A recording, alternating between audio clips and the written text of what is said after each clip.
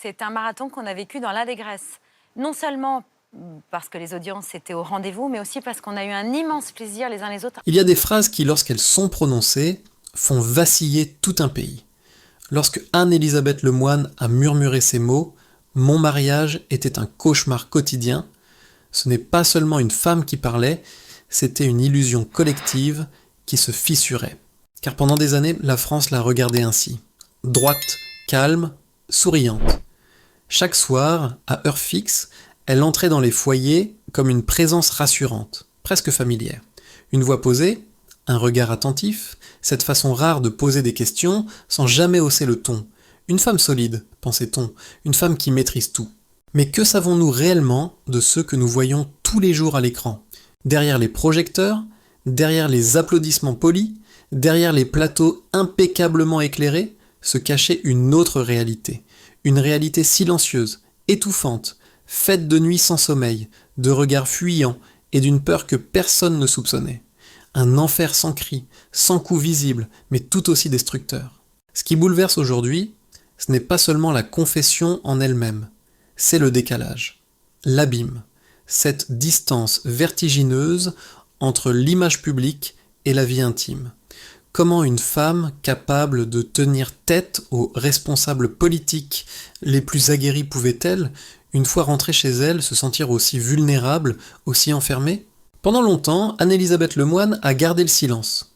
Un silence choisi, maîtrisé, presque professionnel. Parce qu'à ce niveau de notoriété, la moindre fissure devient un spectacle.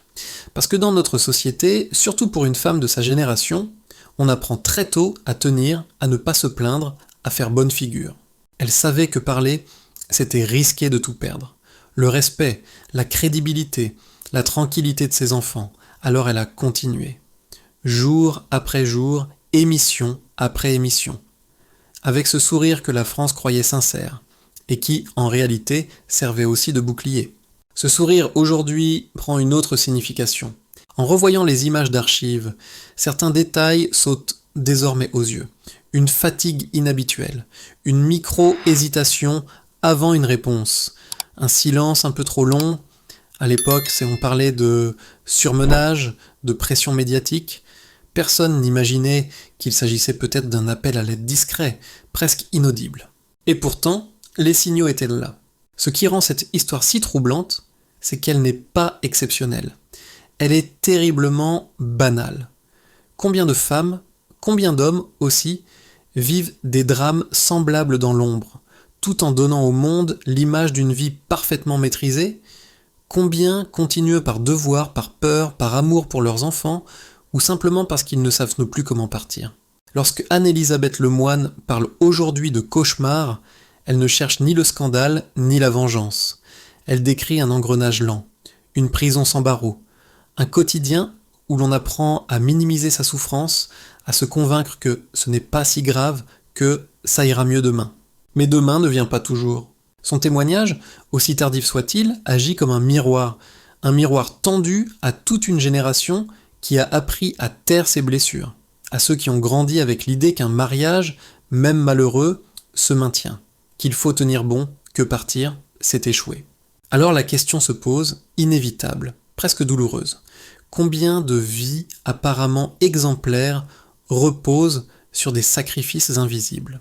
Ce n'est que le début de cette histoire, car pour comprendre comment une femme aussi respectée en est arrivée à qualifier sa vie conjugale d'enfer, il faut remonter le fil, explorer ce qui se cache derrière la construction d'une icône, derrière la discipline, derrière ce refus obstiné de montrer la moindre faille. Pour comprendre le silence d'Anne-Élisabeth Lemoine, il faut d'abord comprendre la discipline. Pas celle que l'on apprend dans les livres, mais celle que la vie impose très tôt à ceux qui savent qu'ils n'auront pas droit à l'erreur. Avant d'être une figure familière des soirées télévisées, elle a été une jeune femme attentive, discrète, observatrice. Une enfant qui avait compris bien avant l'âge qu'il fallait se tenir droite, écouter, analyser et surtout ne pas déranger. Dans les foyers modestes, on apprend vite que la stabilité est fragile, que chaque faux pas coûte cher. Alors on apprend à serrer les dents. Cette rigueur, cette retenue deviendront plus tard sa signature professionnelle. À la télévision, Anne-Élisabeth Lemoine ne joue jamais un rôle. Elle incarne une posture, celle d'une journaliste fiable, équilibrée, capable d'accueillir un ministre tendu, un acteur à fleur de peau ou un écrivain fragile sans jamais perdre le fil. Pas d'excès, pas d'émotions débordantes, une maîtrise presque élégante. Le public adore, les directions de chaîne aussi. Mais ce que l'on applaudit rarement, c'est le prix à payer pour maintenir cette façade jour après jour. Car à ce niveau d'exposition, la moindre faiblesse devient suspecte.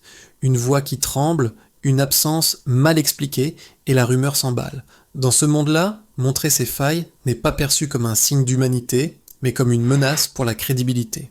Alors elle tient, toujours. Chaque émission devient un exercice d'équilibriste. Sourire sans trop en faire. Être chaleureuse sans se livrer. Poser les bonnes questions tout en protégeant sa propre intimité. Elle comprend vite que son image publique n'est plus seulement un reflet d'elle-même, mais un capital à préserver, une construction patiente, minutieuse, presque fragile, et plus cette image devient parfaite, plus il devient dangereux de la fissurer. Ce paradoxe est cruel. Plus Anne-Elisabeth Lemoine réussit, moins elle a le droit d'aller mal. Le succès n'offre pas la liberté que l'on imagine. Il enferme, il impose un rôle à tenir, une cohérence à respecter, une continuité sans accroc. Le public ne pardonne pas toujours les déviations. Alors quand la vie privée commence à vaciller, il n'est plus question de demander de l'aide. Il faut cacher, camoufler, continuer comme si de rien n'était. Dans les couloirs de la télévision, personne ne voit les nuits écourtées, les pensées obsédantes, les moments de doute avant d'entrer sur le plateau. On ne voit qu'une professionnelle irréprochable, prête, ponctuelle, concentrée, une femme forte, croit-on. Mais la force, parfois, n'est qu'une habitude de survie. Ce que peu de gens réalisent, surtout ceux qui n'ont jamais vécu sous le regard permanent du public, c'est à quel point la célébrité peut accentuer l'isolement. À qui se confier quand tout peut être répété, déformé, interprété? À qui parler quand chaque mot risque d'échapper à son auteur? Alors on se tait, on rationalise, on se persuade que ce n'est qu'une mauvaise passe, que cela finira par s'arranger, que l'on a vu pire. Et surtout, on se rappelle tout ce que l'on a à perdre si la vérité venait à éclater. Cette capacité à encaisser, Anne-Elisabeth Lemoine ne l'a pas apprise à l'âge adulte. Elle l'a forgée bien avant, dans une enfance où il fallait comprendre vite, s'adapter, faire avec les moyens du bord. Là où la fragilité n'était pas encouragée, mais corrigée. Ainsi, quand les premières fissures apparaissent dans sa vie intime, elle ne panique pas.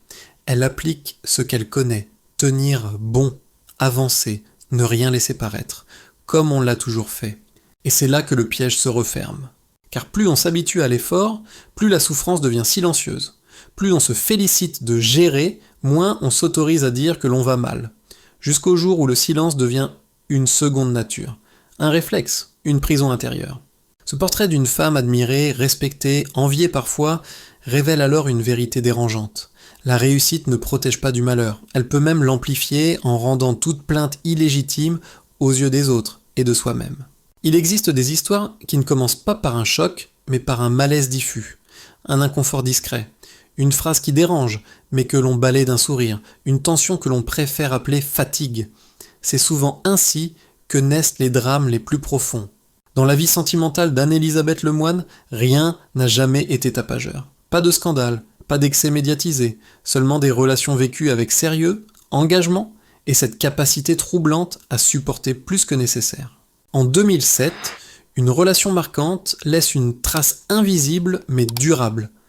Elle s'achève brutalement, dans la douleur, par une plainte pour violence et agression. À l'époque, l'information circule peu, elle ne s'étale pas, elle ne se raconte pas. On classe l'épisode dans la catégorie des accidents de parcours, des erreurs de jugement, de ces choses dont on ne parle pas. Mais peut-on vraiment tourner la page sans lire ce qu'elle contient ? Ce type d'expérience ne disparaît jamais totalement. Il s'inscrit dans le corps, dans la mémoire, dans la manière d'aimer ensuite.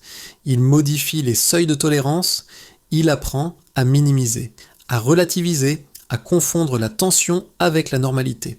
Lorsque plus tard, Anne-Elisabeth entre dans une nouvelle relation, elle n'est pas naïve. Elle n'est pas aveuglée par un romantisme adolescent. Elle cherche la stabilité, l'équilibre, un cadre rassurant. Elle croit, comme beaucoup, qu'un nouveau départ efface les blessures anciennes. Mais certaines douleurs changent simplement de forme. Les premiers signaux sont subtils, rien de spectaculaire, pas de cris, pas de scène publique, seulement une atmosphère, une sensation de marcher sur des œufs, une difficulté croissante à exprimer un désaccord sans provoquer un froid, un repli progressif sur soi. Et comme souvent, elle doute d'elle-même avant de douter de l'autre. Elle se demande si elle exagère, si elle est trop sensible, si la pression professionnelle ne déforme pas sa perception. Après tout, sa vie est enviable. Qui la croirait si elle disait qu'elle ne se sent pas bien?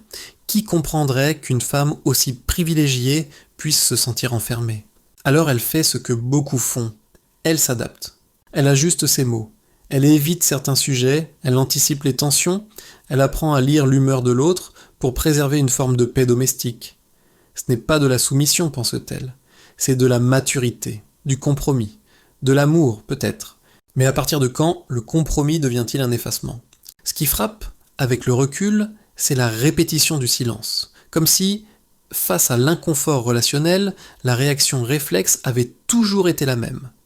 Taire, absorber, continuer, une stratégie qui a fonctionné dans l'enfance, une compétence utile dans le monde professionnel. Mais dans l'intimité, ce mécanisme devient toxique. Personne, à l'époque, ne parle de violence psychologique. On parle de couples compliqués, de périodes difficiles, de désaccords normaux, le vocabulaire manque, ou bien il fait peur. Mettre des mots, c'est reconnaître un problème. Et reconnaître un problème, c'est ouvrir la porte à des décisions que l'on ne se sent pas prêt à prendre. Alors, on s'accroche à l'idée que cela va passer. Ce qui rend cette période si troublante, c'est qu'elle ressemble à tant d'autres vécus en silence par des milliers de personnes. Des relations où l'on ne peut rien reprocher de précis, mais où l'on se sent progressivement rapetissé, où l'on perd la spontanéité, où l'on apprend à se contenir. Anne-Elisabeth Lemoine n'est pas encore dans le cauchemar, pas officiellement. Elle est dans cette zone grise, dangereuse, où l'on souffre sans preuve, sans témoin, sans justification claire. Et c'est souvent là que l'on reste le plus longtemps. Car comment partir quand on ne sait même pas expliquer ce qui ne va pas? De l'extérieur, tout semblait enfin à sa place. Un mariage célébré discrètement, une famille recomposée, un enfant qui naît. Aux yeux du monde, Anne-Elisabeth Lemoine avait atteint cet équilibre tant recherché. Une carrière brillante et une stabilité affective.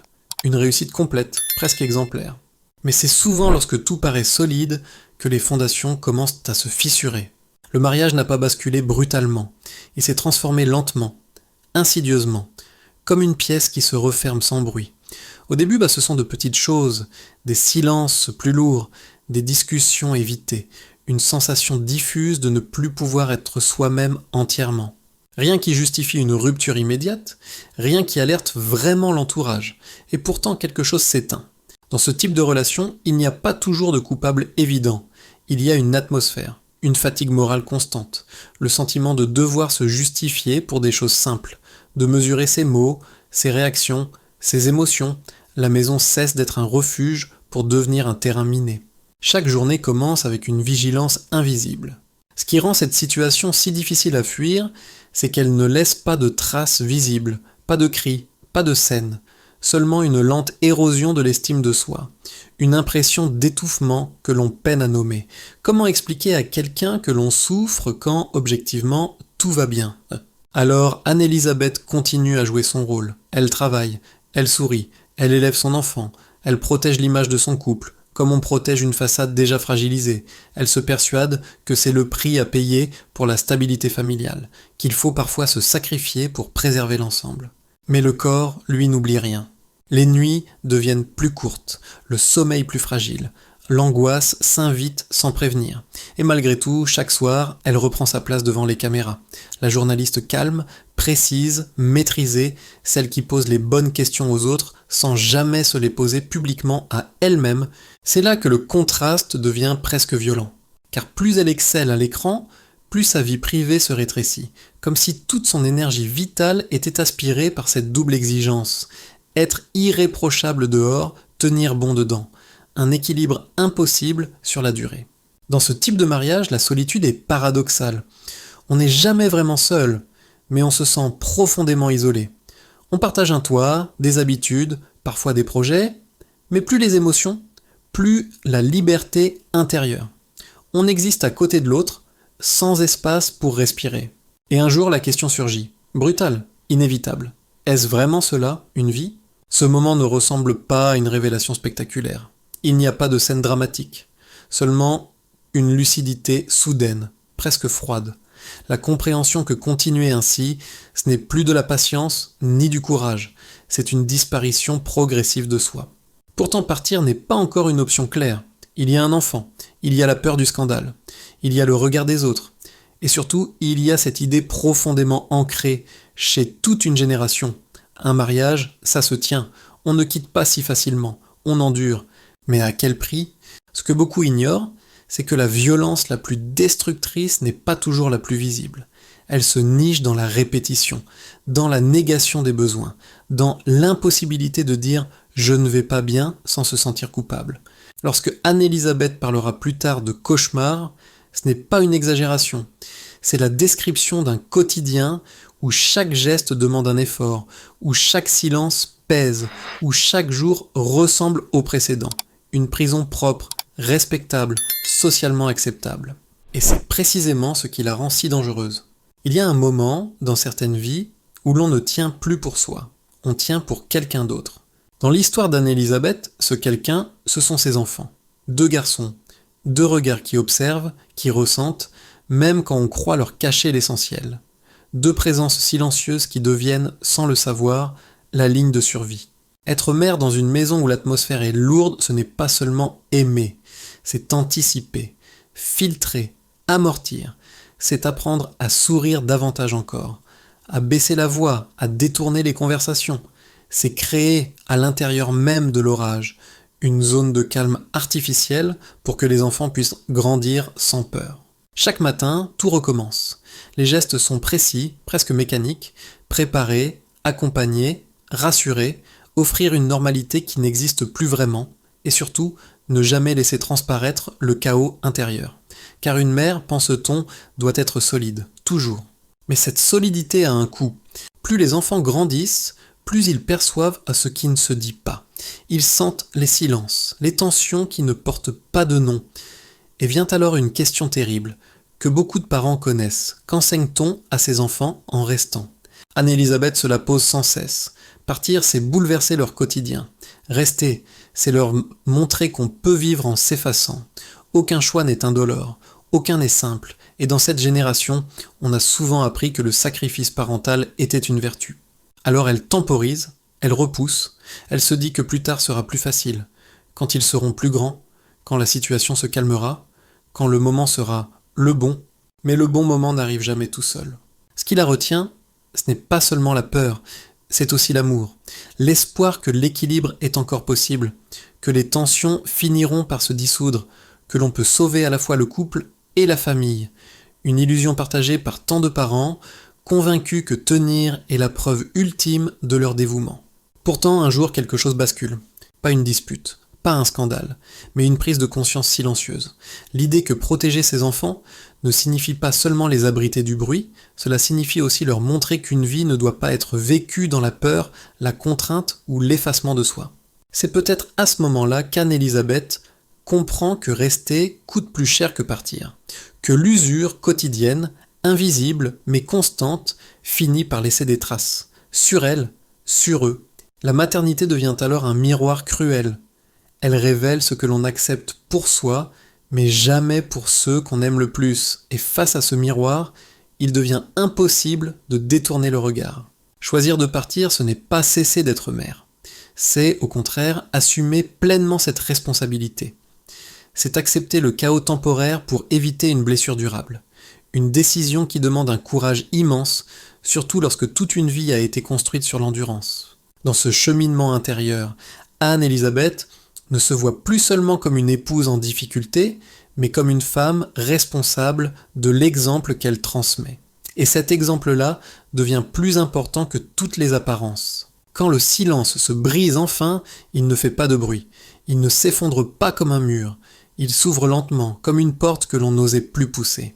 Lorsque Anne-Elisabeth Lemoine décide de parler, elle ne règle pas de compte. Elle ne cherche ni coupable, ni compassion excessive. Elle fait quelque chose de bien plus dérangeant.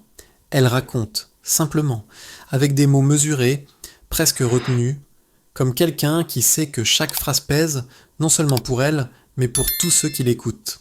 Car ce témoignage n'est pas seulement le sien, il résonne chez celles et ceux qui ont appris à tenir, à encaisser, à appeler normal ce qui faisait mal.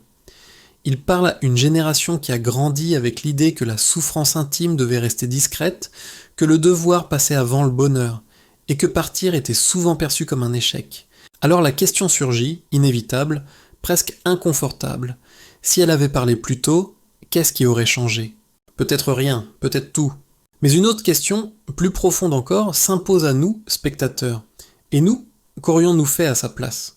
Combien de silences avons-nous accepté au nom de la stabilité ? Combien de fois avons-nous minimisé notre propre malaise parce que d'autres ont pire ? Combien de décisions avons-nous repoussées en espérant que le temps arrangerait ce que le courage n'osait affronter ? Cette histoire ne nous donne pas de leçon. Elle ne dit pas qu'il faut partir. Elle ne dit pas qu'il faut rester. Elle nous rappelle simplement que le silence prolongé finit toujours par demander son prix. Aujourd'hui, Anne-Elisabeth Lemoine apparaît autrement. Non plus seulement comme une journaliste brillante, mais comme une femme qui a accepté de regarder son passé sans détour. Une femme qui a compris que parler tard n'est pas forcément parler trop tard. Parfois, c'est juste parler quand on est enfin prêt. Et peut-être que le véritable courage n'est pas d'avoir tenu si longtemps, mais d'avoir su dire « un jour, ça suffit ». Alors, avant de refermer cette histoire, prenons un instant pour nous interroger sincèrement. Si vous aviez su plus tôt ce que vous savez aujourd'hui, auriez-vous fait les mêmes choix ? Le silence que vous portez encore vous protège-t-il ? Ou vous enferme-t-il ? Si cette vidéo vous a touché, si elle a réveillé en vous un souvenir, une réflexion ou une émotion que vous pensiez enfouie, laissez un commentaire. Votre histoire mérite aussi d'être entendue. Likez cette vidéo pour soutenir ceux qui osent nous parler. Partagez-la à quelqu'un qui pourrait en avoir besoin. Et abonnez-vous à la chaîne pour continuer, ensemble, à explorer ces récits humains, complexes et profondément vrais. Parce que parfois, entendre l'histoire des autres nous aide enfin à comprendre la nôtre.